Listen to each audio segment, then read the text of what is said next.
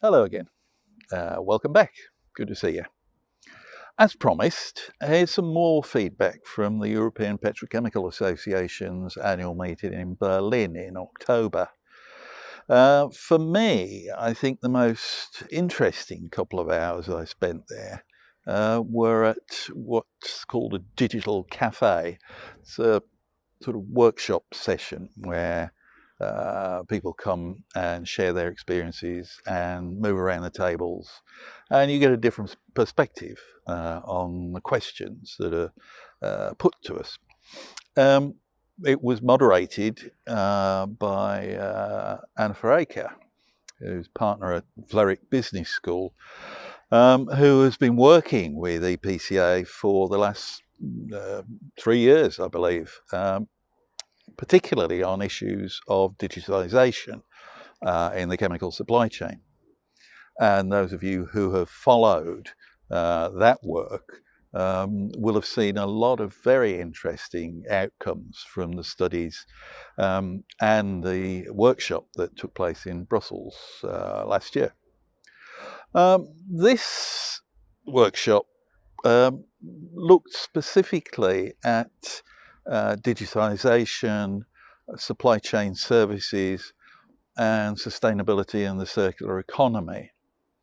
Anne Verreke said that she was impressed with the pace of digitisation over the past couple of years, but that now issues of sustainability are coming to the fore. What EPCA and Vlerick wanted to look at was whether digitisation has a role to play in promoting sustainability in the supply chain.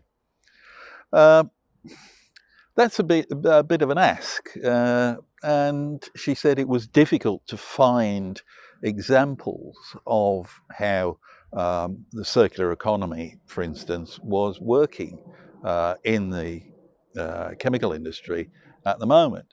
There are ideas. One of the examples that was shown was one of the sports footwear manufacturers in Germany, who now has made a trainer all out of one polymer, which means that it can be easily recycled. For me, the question is, in any circular economy, is that all the players that are touched by this circularity have got to play their role. And I think certainly in the consumer markets, the weak point is the consumer. How do you get the consumer to make sure they continue the loop and recycle the products that they've used? It may be that there could be some sort of business model where you never actually buy a pair of trainers. You just pay a monthly fee, and you can go and use them and buy and use them until you want a new pair, and then take them back to the store and get another pair. Which sort of fits in with how we are told, anyway. You know, as part of the baby boom generation, really. My understanding of how millennials operate is a bit vague, but we are told that they rent rather than own, and that would fit in with that.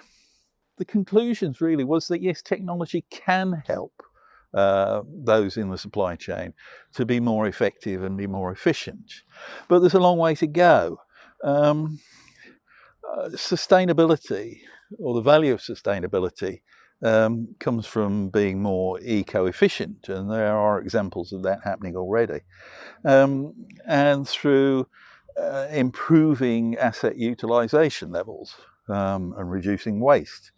But as Anne Faraka said, there are a few examples.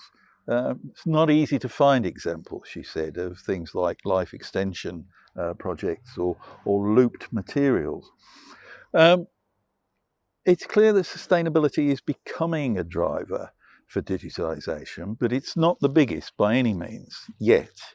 And I think that may be the case until such time as there is more legislative or regulatory impetus behind the move to sustainability.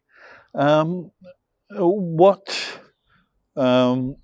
concerns about sustainability are highlighting, though, is that, again, there is a need for trust between parties in the supply chain and standardization. And we've been talking about that for some time now, in generally within the chemical supply chain. And it's good to see that there are now a group of tank container operators in Europe who have come together and actually put their foot down and said, you know, it's time to do something. And I'll be talking about that in a few weeks, probably. This work will continue between Fleric and EPCA, and I will be keeping an eye on what goes on, and you'll be the first to know when something happens. Thanks for watching, subscribe, and see you next week. Bye.